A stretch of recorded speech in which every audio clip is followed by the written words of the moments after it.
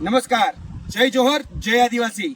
આવતીકાલ એટલે કે 7 જાન્યુઆરી 2024 રોજ નેત્રંગ ખાતે એક મહાસંમેલન મળવા જઈ રહ્યું છે અને આ મહાસંમેલન એ આવનાર 2024ની જે લોકસભાની ચૂંટણી છે એમાં જે ભરૂચ લોકસભા છે એનું ટ્રેલર છે। એટલે આ ટ્રેલર જોવા માટે ભરૂચ લોકસભાના તમામ જે સામાન્ય નાગરિકજનો છે એને ભાવભર્યું આમંત્રણ છે અને આ જે સમર્થન છે એ આદરણીય ચેતરભાઈ વસાવાના સમર્થનમાં છે અને આ જે જુવાળ જે આવતીકાલે ભેગો થવાનો છે તેમાં દિલ્હીના રાષ્ટ્રીય સંયોજક આમ આદમી પાર્ટીના અને દિલ્હીના મુખ્યમંત્રી શ્રી અરવિંદ કેજરીવાલ અને પંજાબના મુખ્યમંત્રી આદરણીય ભગવત માનજી પણ પધારી રહ્યા છે।